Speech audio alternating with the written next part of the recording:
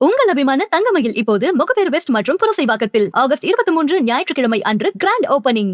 Welcome to comment show. போன வாரம் முழுக்க தமிழ்நாடு சட்டமன்றம் சுவாரஸ்யம் தான். எப்பயுமே சட்டமன்றம் லஞ்சுக்குள்ள முடியறத பார்த்துருக்கோம். லஞ்சுக்கு அப்புறம் எக்ஸ்டெண்ட் பண்ணி 5 மணி வரைக்கும் போயிட்டு இருந்தது போன வாரம். டின்னர் வரையும்லாம் இப்போ போயிருக்கு. ஒரு நாள்லாம் அமைச்சர் ஆனந்த் பேசினப்பெல்லாம் போய்கிட்டு இருந்துச்சு 6:30 மணிக்கு மேலாம். 2 மணி நேரத்துக்கு மேல பேசியிருக்காரு அமைச்சர். ஆமா. ஓகே, நீர்வளத்துறையோட மாணிக்க கோரிக்கைன்னா நான் சும்மா இருப்பேனா, இதா பேசுறேன் பாருங்கன்னு புள்ளி ஒருத்தர் எடுத்து அடுக்கியிருக்காரு அவரு. அடுக்கியிருக்காரு. அதை தாண்டி அவங்க தலைவரை பத்தி தான் நிறைய பேசிட்டு இருந்தாரு. ஸோ நிறைய சுவாரஸ்யமான விஷயங்களும் சட்டமன்றத்தில் நடந்தது. மெயினா அந்த கார் மேட்ரு தான். வேணுமா வேணாமான்னு ஃபுல்லா வந்து டிபேட்லாம் கொண்டு வந்து போச்சதெல்லாம் பார்த்தோம். சரி, நம்ம கிட்ட வந்து ஐயனாருங்கிற ஒரு கேள்வி கேட்டிருக்காரு.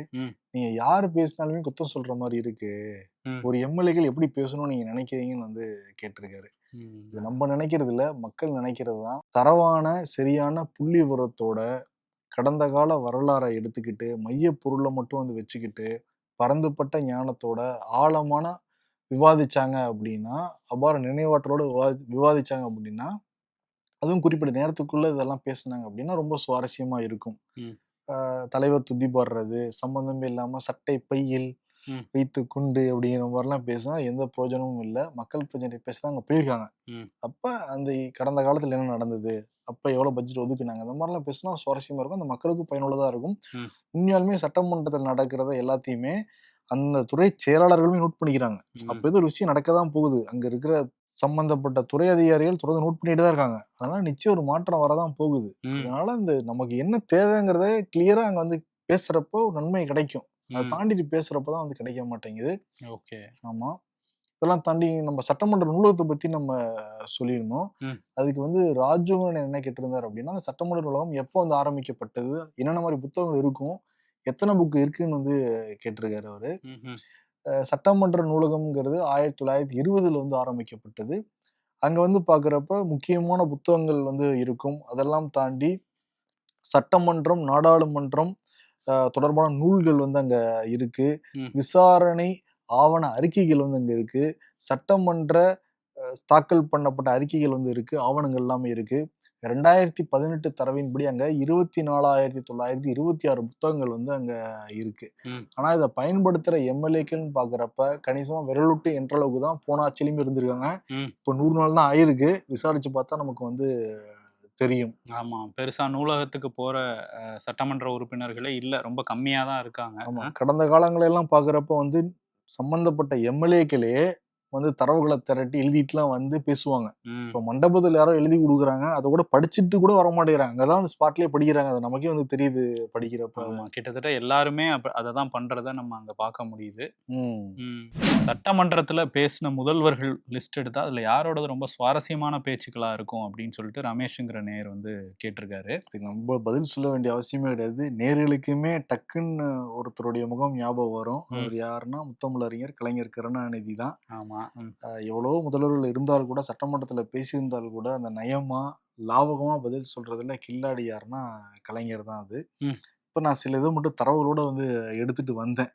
அது ரொம்ப ரொம்ப சுவாரஸ்யமா இருந்துச்சு. நம்ம நேயர்களுக்கு வந்து அதை பகிர்ந்துக்கணும்னு நினைக்கிறேன். இது வந்து 1990 வந்து நடக்குது. பி துரைசாமி கேட்கிறாரு, ஆஞ்சநேயர் கோயிலில் அசையும் சொத்து எவ்வளோ, அசையா சொத்து எவ்வளவு இருக்கிறது? அதுக்கு முதல்வர் கருணாநிதி, அப்பதான் முதல்வர் கருணாநிதி, அசையும் சொத்து அங்கே வந்து போகும் பக்தர்கள், அசையா சொத்து ஆஞ்சநேயர். அப்செட் ஆயிருப்பாரு. இனிமே நான் கேள்வியே கேட்கலங்க, நான் கிளம்புறேன், ஊருக்கு டிக்கெட் போடுங்க. ஆமா. அடுத்து 1972 வந்து நடக்குது. ஆற்காடு வீராசாமி கேட்கிறாரு, கள்ளக்கடத்தல் போன்ற செயல்களில் ஈடுபடும் பெண்களை கண்டுபிடிக்க சிஐடி போலீஸ் பிரிவில் பெண்களை நியமிக்க அரசு பரிசீலிக்குமா? இதுக்கு முதல்வர், அப்பறம் முதல்வர் கருணாநிதி, சிஐடி பிரிவில் போடலாம், ஆனால் எந்த அளவுக்கு ரகசியத்தை காப்பாடுவர் என்பதை பற்றி யோசிக்க வேண்டும். பெண்கள்னாலே ரகசியத்தை கசிய விட்டுருவாங்கிறத நயமா சொல்றாங்க. 1971 வந்து நடந்திருக்கு. லத்தீப் அப்படிங்கிற சட்டமன்ற உறுப்பினர் வந்து கேள்வி கேட்டிருக்காரு அப்ப இருந்த முதல்வர் கருணாநிதி கிட்ட. கூவம் ஆற்றில் முதலைகள் இருப்பதாக செய்திகள் வருகிறது, அதனால் அங்கே அசுத்தம் குறைக்கப்பட்டிருக்கிறது, அசுத்தை போக்க கூவம் ஆற்றில் முதலை விடுவது பற்றி அரசு ஆலோசிக்குமா அப்படின்னு கேட்டிருக்காரு. அதற்கு கருணாநிதி, ஏற்கனவே அரசாங்கம் 1 கோடி ரூபாய் மேல் முதலை கூவமாற்றில் போட்டிருக்கிறது. முதல் 1 கோடி ரூபா போட்டிருக்காங்களாம் அப்பவே. 71லயே 1 கோடி ரூபா போட்டிருக்காங்களாம்ப்பா. இப்பையில இருந்து போட்டுக்கிட்டு தான் இருக்காங்களே தவிர ஒண்ணும் நடக்க மாட்டேங்குது. அதே மாதிரி 89ல பிஹெச் பாண்டியன் வந்து ஒரு ஸ்டேட்மெண்ட் வந்து கொடுத்திருக்காரு. ம். புலி பசித்தாலும் புல்லை தின்னாது அப்படின்னு. ம். அது கருணாநிதி அவரை பார்த்து புல் என்பது புல்லா புல்லா ஓகே. அது மாதிரி கோவை செலின் 71ல என்ன கேட்டிருக்காரு அப்படின்னா, ஆண்டவன் எல்லோருக்கும் சொந்தம், ஆகவே கோயில்களை எல்லாம் தேசியமயமாக்கிவிட்டால் பிரச்சனை இருக்காதல்லவா.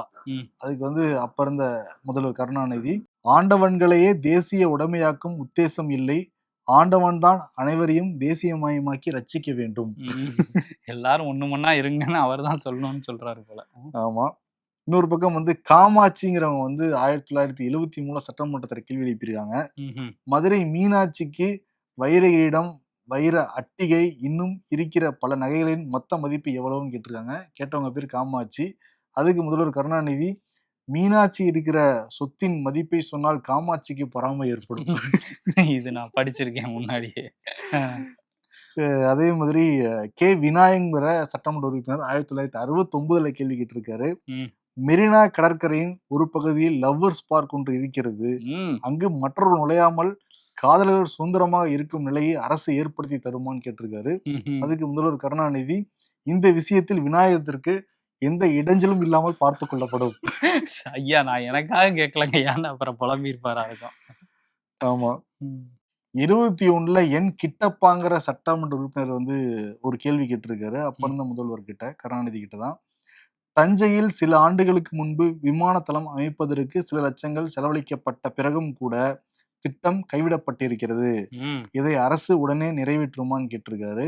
அதற்கு கருணாநிதி, கிட்டப்பாவுக்கு எனது பதில், அது இப்போது கிட்டாதப்பா. கே விநாயகம் ம். 68ல ம். அமைச்சர் அவர்கள் கிண்டலான கேள்வி என்று சொல்வது நியாயமான்னு கேட்டிருக்காரு. அது ம். கருணாநிதி, கிண்டலான கேள்வி என்றால் பிரச்சனையை கிண்டி விடுகிற கேள்வி என்று அர்த்தம் அப்படின்னு அமைச்சரா இருந்த போது சொல்லியிருக்காரு. ஆமா. ம். இது ரொம்ப சுவாரஸ்யமானது. 71ல கோவை செலியன், ஆண்களும் பெண்களும் சமம் என்ற நிலையில் பெண்களை பஸ்களில் தனியாக பிரித்து வேறுபடுத்துவது பொருத்தமாகாதுன்னு ஸ்டேட்மெண்ட் கொடுத்திருக்காரு 71ல. ம். அதுக்கு முதல்வர் கருணாநிதி, ஆண்களும் பெண்களும் சமம் என்றாலும் பஸ்களை பொறுத்தவரையில் சமம் என்பதில் சம்மர் ஏற்படுவதால் இந்த ஏற்பாடு செய்யப்பட்டிருக்கிறது. சம்மர்னா போரும்பாங்க, சண்டை வர்றதுனாலதான் வந்து ஒரு இம்ம தூக்கிட்டு இருற போட்டு ஸ்பான்டேனியஸ்ல அடிக்கிறாரு பார்த்தீங்களா, ம். அதுதான் வந்து சுவாரஸ்யம். ம். இது என்ன 90ல வந்து முன்னாள் முதல்வர் ஸ்டாலின் வந்து அப்போதைய முதல்வர் கருணாநிதிட்டு வந்து ஒரு கேள்வி வந்து கேட்டிருக்காரு. வீட்லயா இல்ல சட்டமன்றத்துல? சட்டமன்றத்துலதான்ப்பா சொல்றேன். 24/3/1990 வந்து எழுப்பப்பட்ட கேள்வி இது. ம். சென்னை வள்ளுவர் கோட்டத்தின் முகப்பில் கன்னியாகுமரியில் அமைக்கப்பட்டிருக்கிற 133 அடி வள்ளுவர் சிலையை போல அமைக்கும் திட்டம் அரசுக்கு இருக்கிறதா? ம். அதுக்கு முதல்வர் கருணாநிதி, அது குமரி வந்து இது ம். குமரிக்கு மாத்திரம் தரப்படுகிற சிறப்பு. ம். குமரினா பெண்கள்னு சொல்லுவாங்கல்ல, ம். அதுக்கு மட்டுமே தர சிறப்புன்னு வந்து மகனுக்கே வந்து பதில் சொல்லியிருக்காரு. ஓகே. இன்னும் நிறைய இருக்கு. பட் நம்ம இன்னும் டைம் முடிச்சு இன்னொரு நாள் கூட நம்ம வந்து பேசுவோம். நான் கலைஞர் மட்டும் சொன்னேன், ஜெயலலிதா கிட்ட அப்படி இருக்கு, நிறைய பேர்கிட்ட அப்படி இருக்கு. ம். பட் அவர் கேட்ட கேள்வி எந்த முதல்வர் ரொம்ப நயம்பட ரொம்ப சுவாரஸ்யமா பேசுறது என்னமோ கலைஞர் கருணாநிதி தான். ம். அவரே எழுதிட்டு வருவார், மண்டபத்தில் எழுதிட்டு வரலாம் கிடையாது, ஸ்பாட்ல அவரே அடிப்பாரு. ஸ்பாட்ல வந்து பேசுறது. இன்னும் சொல்ல போனா துறை செயலாளர்கள் தரத்துக்கு முன்னாடி இந்த நினைவாற்றல் நம்ம சொன்னோம்ல, அங்கேயே எவ்வளவு கோடி ஒதுக்கும்போது நினைவாற்றல் வந்து இருக்கும் அவருக்கு. அதுக்கப்புறம் வந்து அப்படி நம்ம பார்க்கல. பார்க்கல. ம். இப்பதான் இன்னொன்னு பார்த்தோம். பார்க்கவும் முடியாது இனிமே. ஏன்னா நம்ம முன்னாடியே ஷோல சொன்னதுதான். ஏன்னா ம். முன்னாள் முதலமைச்சர் ஜெயலலிதாவா இருக்கட்டும், கருணாநிதியா இருக்கட்டும், அந்த ஸ்பாட்ல எந்திரிச்சு உடனே பதில் சொல்லுவாங்க. அதெல்லாம் அவங்க காலத்தோட முடிஞ்சிருச்சு. அதுக்கப்புறம் எடப்பாடி, ஸ்டாலின் இவங்கெல்லாம் பதில் வாங்கிட்டு வந்து எழுதிட்டு வந்து பேசினாங்க. இப்போ உள்ள முதல்வரும் அதே நடைமுறையில தான் போயிட்டு இருக்கிறாரு. ஒண்ணு மட்டும் சொன்னா நடுவில் எழுந்திருச்சு, ஆமா. டேபிள்ல இருக்கு, எப்ப எடுக்கணும், எப்படி எடுக்கணும், எங்க எடுக்கணும் எங்களுக்கு தெரியும்னாரு. அதான் டைம் வரும்போது எடுப்போங்கிற மாதிரி சொல்லி அதுலயும் ஒரு சிக்கல் வந்துச்சு, சர்ச்சை வந்துச்சு. எட்டப்பன் வந்து நல்லவரா கெட்டவராங்கிற மாதிரி ஒரு கேள்வி வந்திருக்கு. ஏன்னா எட்டப்பனை துரோகத்தோடையும் முதுகுல குத்திட்டாங்க, இந்த மாதிரியான சம்பவங்களோட வந்து இணைச்சு பேசுறாங்க. ஆனா அவரை ஒரு சாரார் வந்து அந்த ஊர் எட்டயபுரம் மக்கள் வந்து கொண்டாடுறாங்க அதோட உண்மை வரலாறு என்னன்னு விரிவா பேசுங்க அப்படிங்கிற மாதிரி அன்னலட்சுமிங்கிற நேர் வந்து கேட்டிருக்காங்க. இப்போ சமீபத்தில் கூட அந்த எட்டப்பன் அது வந்து ஒரு டாக்கா மாறுச்சு. ஏன்னா இங்கே தமிழ்நாட்டுக்கு வந்திருந்த மக்களவை எதிர்க்கட்சி தலைவர் ராகுல் காந்தி சில பேர் இந்த மசோதா, அதாவது தொகுதி மறுவரையறை மசோதாவை வந்து சப்போர்ட் பண்ண பார்க்குறாங்க. அவங்க வந்து பாஜகவோடக்கு துணை போகிறாங்க. அவங்கெல்லாம் வந்து 21ஆம் நூற்றாண்டின் எட்டப்பர்கள்ங்கிற மாதிரி பேசிட்டு போயிட்டாரு. வராத மசோதாவுக்கு இவ்வளோ அக்கப்போர். ஆமா, வராத மசோதாவுக்கு அவர் கிட்டத்தட்ட திமுகவை சொன்னாங்கங்கிற மாதிரி தான் அந்த பஞ்சாயத்துலாம் போச்சு. ஸோ இந்த அப்போவே வந்து எட்டயபுர மக்களும் சரி, அங்கே சமஸ்தானத்தில் இருக்கிற சிலரும் சரி என்ன சொல்லியிருந்தாங்கன்னா, ஒரு ஒரு எதிர்க்கட்சி தலைவர் அவர் வந்து சும்மா ஒரு படத்துல வந்த வசனத்தை வச்சுக்கிட்டு எட்டப்பனை வந்து அப்படி தப்பா பேசியிருக்க கூடாது, அவர் வந்து வரலாறை தெரிஞ்சுக்கிட்டு பேசணும் அப்படின்லாம் சொல்லி எதிர்ப்பெல்லாம் வந்து தெரிவிச்சாங்க. இந்த வரலாறு வந்து எப்படி இருந்திருக்கு, இந்த எட்டப்ப நாயக்கர் அவரோட வரலாறு அது வந்து நிறைய புத்தகங்கள்ல வந்து பதிவு பண்ணியிருக்காங்க. வரலாற்று பேராசிரியர்களும் நிறைய தகவல்களை சொல்றாங்க. இந்த எட்டப்ப நாயக்கர் அப்படிங்கிற இந்த வம்சம் அவங்க வந்து ஒரு ராஜ வம்சமா இருந்திருக்கிறாங்க. அவங்க வந்து ஆந்திரால சந்திரகிரி கோட்டை அந்த பகுதியில ஆண்டுகிட்டு இருந்திருக்கிறாங்க. அவங்களுக்கு மேல விஜயநகர பேரரசு வந்து ஆட்சி பண்ணிட்டு இருந்திருக்காங்க. அப்ப நல்லம்ம நாயக்கர் அப்படிங்கிற அந்த அவங்க வந்து எட்டப்பன் அப்படிங்கிற பேரு கிடைக்கிறதுக்கு முன்னாடி அவங்க நல்லம்ம நாயக்க வம்சமா தான் இருந்திருக்கிறாங்க. நல்லம்ம நாயக்கருங்கிறவர் வந்து என்ன பண்ணியிருக்காருன்னா, விஜயநகர பேரரசை வந்து பார்க்கறதுக்காக போயிருக்காரு. அந்த சாம்பு மகாராஜாவை பார்க்கறதுக்காக போயிருக்காரு. அங்க போற இடத்துல ஒரு வாயில் காவலன், ஒரு வீரன், ஒரு தளபதி ரேஞ்சில இருக்கிற ஒரு வீரன் வந்து எப்பவுமே எனக்கு வணக்கம் செலுத்திட்டு தான் உள்ள போறது தான் இங்க வழக்கம் அப்படின்னு சொல்லி அந்த நல்லம்ம நாயக்கர்கிட்ட சொல்ல, நான் அப்படி பண்ண வேண்டிய அவசியம் இல்ல. நான் ஏன் உனக்கு வணக்கம் வைக்கணும்? நான் ராஜாவ தான் பார்க்க வந்திருக்கேன், பேரரசர. அவர போய் நான் பார்க்கணும் அப்படின்னு சொல்லி, அதுக்கப்புறம் ஒரு சண்டை நடந்திருக்கு. அந்த சண்டையில அந்த அந்த காவலாளி, அந்த வீரன் சோமன்கிறவனோட தலைய வந்து வெட்டி அந்த அந்த சண்டையில வெற்றி பெற்றிருக்காரு நல்லம்ம நாயக்கர். இந்த வீரத்த பார்த்தோம்னா, யாருமே வெல்ல முடியாத ஒரு சோமன நீங்க வென்றுட்டீங்க. அப்படின்னு சொல்லி விஜயநகர பேரரசே அவர் வீரத்த பாராட்டி அவருக்கு பரிசெல்லாம் குடுத்ததா சொல்றாங்க. அந்த சோமனோட தலையே தங்கத்துல செஞ்சு ஒரு விருது மாரி குடுத்ததாவும் சொல்றாங்க. அந்த விருது, அந்த சிலை, அந்த தங்க தலை சிலை வந்து இப்பயுமே அந்த எட்டப்ப நாயக்கர் வம்சத்துல இருக்கிறவங்க கிட்ட இருக்கதாவும் வரலாற்று பேராசிரியர்கள் சொல்றாங்க. இவர் வந்து என்னன்னா, அதுக்கப்புறம் வந்து முடிசூடிக்கிறாரு. இவர் வந்து ஒரு மன்னரா மாறுறாரு. அந்த டைம்ல அவங்க அந்த சோமனோட 8 தம்பிகள் வந்து நிர்கதியா நிக்கிறாங்க. அண்ணனை இழந்துட்டு. ஸோ அவங்கள நான் தத்தெடுத்துக்கிறேன்னு சொல்லி அவங்கள தத்தெடுத்துக்கிட்டதுனால தான் எட்டப்பர் அப்படிங்கிற அந்த பேர் அவர் வந்து 8 பேர எடுத்துக்கிட்டதுனால வந்ததா வரலாற்று ஆசிரியர்கள் சொல்றாங்க. ஸோ இந்த எட்டப்பரோட கதை, அந்த எட்டப்ப வம்சம்னு எப்படி வந்ததுங்கிறதுக்கான கதை இதுதான். அதுக்கப்புறம் அந்த விஜயநகர பேரரசே வந்து ஒரு மாரி சீர்குலையுது. போர்களால வந்து அவங்க தோல்விய தழுவுறாங்க. அங்கருந்து ஆந்திரால இருந்து நெறைய மன்னர்கள் அந்த ஆந்திரா பகுதியிலருந்து தமிழ் ந பகுதிகளுக்கு உள்ள வராங்க. அப்படி வந்து அந்த எட்டயபுரம் அப்படிங்கிற அந்த அவங்க வந்து அந்த செட்டில் ஆன இடம், அந்த எட்டப்ப நாயக்கர் அந்த வம்சத்துல வந்த ஒரு ராஜாவோட வந்து சில மக்கள் வந்து செட் ஆகுறாங்க. அந்த இடத்த தான் வந்து எட்டயபுரம் அப்படின்னு வந்து பேர் வச்சிருக்கிறாங்க. அதுல அவர் ஒரு குறுநில மன்னர் மாரி அப்ப இருந்த எட்டப்ப வம்சத்த சேர்ந்த ராஜா வந்து அங்க ஒரு ஆட்சி நடத்திட்டு இருந்திருக்கிறாரு. பக்கத்துல இருக்கிற பாஞ்சாலாங்குறிச்சி, அங்க தான் வந்து வீரபாண்டிய கட்டபொம்மன் அவர் வந்து அங்க ஆட்சி நடத்திட்டு இருக்கிறாரு. நம்ம அந்த படத்துலயும் பார்த்திருப்போம். அந்த படத்துல வர வசனத்த வச்சு முடிவு பண்ணாதீங்க அப்படின்னு சொன்னது அந்த வீரபாண்டிய கட்டபொம்மன் படம் தான். அங்க வந்து ஜாக்சன் துரை அப்படிங்கிற அந்த பில் கலெக்டர் அவர் தான் வந்து வரி வசூல் பண்ணுவாரு. அவர்கிட்ட போய் தான் வந்து அந்த வசனம் பேசுவாரு. அந்த வசனம் தமிழ்நாட்டுல பாதி பேருக்கு மனப்பாடமா தெரியிற அளவுக்கான ஒரு வசனம் தான். அந்த படத்துல என்ன காட்டியிருப்பாங்க அப்படின்னா, எட்டப்பர் தான் வந்து காட்டி குடுத்துட்டாரு. இவரு வந்து மறைஞ்சிருந்த இடத்த வீரபாண்டிய கட்டபொம்மன். அதனால தான் அவர தூக்குல போட்டாங்கங்கிறது தான் அந்த படத்துல சொல்லப்பட்ட ஒரு விஷயம். ஆனா அது அப்படியான வரலாறு அது இல்ல அப்படின்னு வரலாற்று பேராசிரியரும் சரி, அங்க உள்ள எட்டப்ப வம்சத்த சேர்ந்தவங்களும் சரி, எட்டயபுரம் மக்களுமே வந்து இன்னுமே வந்து எட்டப்ப மகாராஜானா அவங்க கொண்டாடுற ஒரு மனநிலையில தான் இருக்கிறாங்க. ஸோ என்ன அதுல வந்து நடந்திருக்குன்னா, இவரு வந்து பாஞ்சாலங்குறிச்சி அந்த பாளையத்த வந்து ஆண்டுகிட்டு இருந்த வீரபாண்டிய கட்டபொம்மன், ஆங்கிலேயர்களுக்கு நான் வரி குடுக்க முடியாது. நான் வந்து எதுக்கு வரி குடுக்கணும்? அப்படிங்கிற கேள்விய கேட்டு நியாயமா அவங்கள எதிர்த்து சண்டை போட்டுட்டு இருக்காரு. நீ எங்க நாட்டு மக்கள வருத்தி, இங்கேருந்து வரி வாங்கிட்டு போவியா? அப்படின்னு சண்டை போட்ட சில ராஜாக்கள்ல கட்டபொம்மனும் வந்து ஒருத்தர்.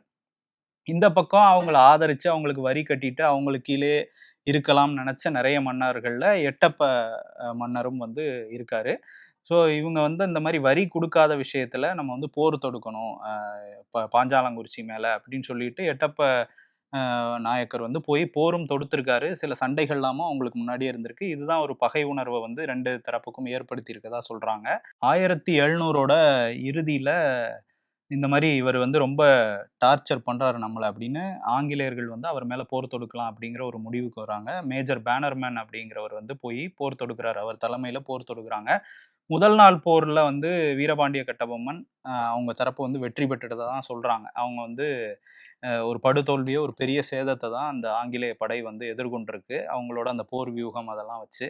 அடுத்த நாள் வந்து இது சரிப்பட்டு வராது. நம்ம பீரங்கி படையை இறக்கணும் அப்படிங்கிற முடிவுக்கு அந்த பேனர்மேன் வராரு. பீரங்கி படை வந்தா நம்மளால சமாளிக்க முடியாதுன்னு தெரிஞ்சுக்கிட்ட வீரபாண்டிய கட்டபொம்மன் அங்கருந்து கிளம்பி வேற ஒரு இடத்துக்கு போயிரலாம். நான் வந்து கோட்டைய விட்டு வெளியேறுறேன். இந்த போர தவிர்த்தரலாம். மக்களும் பாதுகாப்பா இருக்கணும்னு சொல்லிட்டு அங்கருந்து வெளியேறிட்டதா சொல்றாங்க. அந்த கோட்டையிலிருந்து வெளியேறிய வீரபாண்டிய கட்டபொம்மன் கோல்வார்பட்டி அப்படிங்கிற பகுதிக்கு போயிட்டதா தகவல் கிடைக்குது ஆங்கிலேயர்களுக்கு. நமக்கு இந்த படை பத்தாது, இன்னும் படை வேணும். நம்ம போய் பிடிக்கணும் அப்படின்னு சொல்லும்போது தான் உதவிக்கு அதாவது ஆங்கிலேயர்களுக்கு ஆதரவா இருந்த இந்த எட்டப்ப நாயக்கரோட படை. அவர் தலைமையில ஒரு படை போகுது. அந்த கோல்வார்பட்டியில எட்டப்ப நாயக்கர் தரப்புக்கும், வீரபாண்டிய கட்டபொம்மன் தரப்புக்கும் ஒரு போரே நடந்ததா சொல்றாங்க. ஒரு சிறிய போரு. அந்த போர்ல கிட்டத்தட்ட 34 பேர் வீரபாண்டிய கட்டபொம்மனோட ஆட்கள எட்டப்ப நாயக்கர் ஆட்கள் வந்து பிடிச்சிட்டதா வந்து வரலாறு சொல்லுது. ஸோ இங்க காட்டி குடுத்ததா வந்து அந்த படத்துல காட்டப்பட்டிருக்கு. அவர் இங்க தான் மறைஞ்சிருக்காரு, போய் புடிச்சுக்குங்கன்னு. அப்படி காட்டி குடுத்திருந்தா, அது வந்து நம்ம நாட்டு ஆளையே ஆங்கிலேயர்கள் காட்டி குடுத்த துரோகின்னு சொல்லலாம். அப்படி எதுவும் நடக்கலங்கிற மாரி வரலாற்று பேராசிரியர்கள் சொல்றாங்க. நேரடியா போய் சண்டை தான் போட்டிருக்காரு. ஆனா ஆதரவா இருந்தது என்னமோ ஆங்கிலேயர்களுக்கு தான் அப்படிங்கிறத சொல்றாங்க. ஆனா துரோகம்ங்கிற வார்த்தை இங்க சரியா அப்படிங்கிறது தான் இப்ப டாக்கா வந்து மாறியிருக்கு. ஸோ இங்க வந்து அவருக்கு சண்டை நடந்திருக்கு. நேரடியான ஒரு போர் நடந்திருக்கு. அதுக்கப்புறமும் அங்கருந்து வந்து வீரபாண்டிய கட்டபொம்மன் வந்து தப்பிச்சு புதுக்கோட்டையில இருக்கிற தொண்டைமான் ராஜா அவரோட கட்டுப்பாட்டுல இருக்கிற ஒரு பகுதியில இருந்திருக்காரு. அங்க வச்சு தான் ஆங்கிலேயர்கள் அவர பிடிச்சிருக்காங்க. அங்க பிடிபட்ட போது அவருக்கு எட்டப்பன் தான் வந்து அதுக்கு துப்பு குடுத்ததாவோ, இல்ல எந்த தரவுமே இல்ல. அப்படி எதுவுமே நடந்ததுக்கான சான்றுகளே இல்ல அப்படின்னு தான் வரலாற்று பேராசிரியர்கள் வந்து சொல்றாங்க.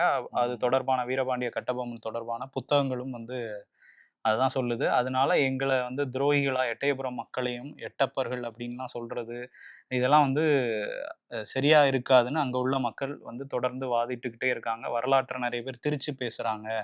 அது ஒரு படத்துல வந்ததுக்கப்புறம் நெறைய பேர் வந்து ஒரு துரோகின்னு ஒரு படத்துல யார காட்டினாலும் இவர் எட்டப்பர், இவர் எட்டப்பர் அப்படின்லாம் சொல்றாங்க. அது எங்களுக்கு கஷ்டமா இருக்குன்னு அங்க உள்ள மக்களும் வந்து பதிவு பண்றாங்க. அவரு எங்க மண்ணுக்கு நெறைய செஞ்சிருக்காருங்கிற மாதிரியும் அங்க உள்ள மக்கள் வந்து பதிவு பண்ணியிருக்காங்க வரலாற்று ஆசிரியர்கள் கிட்ட. அந்த மக்களோட வலிய புரிஞ்சுக்க முடியுது. தமிழ்நாடு முழுக்க ஒரே இடத்த மட்டும் காட்டி நீங்க துரோகிகள் துரோகிகள்ன்ட்டு வந்து அது எப்பயோ நடக்காத ஒரு விஷயத்த சொல்றதுக்கு இது வலிக்க தானே வந்து செய்யும் அது. எதிர்கட்சி தலைவர், நாடாளுமன்ற எதிர்கட்சி தலைவருக்கு தெரியாமையா பேசியிருக்காரு அவரு? தெரியல போல. ஏன்னா இது வந்து ஒரு இங்க தமிழ்நாட்டுக்குள்ளேயே அவ்வளவு போய் சேராத போது இந்த பிரச்சனைகள்லாம் இருக்கு. பட் ஆங்கிலேயர்களோட இருந்தாரு அப்படிங்கிற ஒரு கிரிட்டிசிசம் வேற. இது வந்து வேற மாதிரியான ஒரு விஷயம் வருது. ஒரு வீரம் இல்லாம போய் காட்டி குடுத்துட்டாரு, முதுகுல குத்திட்டாருன்னு சொல்றத வந்து ஏத்துக்க முடியாதுன்னு தான் அங்க உள்ள மக்கள் சொல்றாங்க. எனக்கு தெரிஞ்சு திமுக ரொம்ப கடுமையா எதிர்க்கிற யாரோ ஒருத்தர் தான் அப்படி வசனம் எழுதி குடுத்துருக்காருன்னு நினைக்கிறேன். அவரா இருக்குமோ? அவரே தான். ஓகே, இந்த வாரம் கருத்துரை பகுதி நம்ம சில கேள்வி தான் பதில் சொன்னா கூட ரொம்ப ஆழமா ரொம்ப தெளிவா பதில் சொல்லியிருக்கோங்கிறத நான் வந்து நம்புறோம். இன்னும் பல சுவாரஸ்யங்கள் இருக்கு. நேர்கள் விருப்பப்பட்டாங்கன்னா அடுத்த வாரம் அதை வந்து பார்ட் 2 நான் கண்டினியூ பண்ண தயாரா இருக்கேன். சட்டமன்ற சுவாரஸ்யங்களா? நேரம் பகுதி அதை நான் வந்து குறைச்சிக்கிட்டேன். ஓகே, சரி, நன்றி, வணக்கம். தமிழக மக்களின் பேராதரவை பெற்ற தங்கமயிலின் புதிய கிளைகள் இனி முகப்பேர் வெஸ்ட் மற்றும் புரசைவாக்கத்தில் ஆகஸ்ட் 23 ஞாயிற்றுக்கிழமை அன்று கோலாகல ஆரம்பம். தங்கம் வாங்க தங்கமயிலுக்கு வாங்க.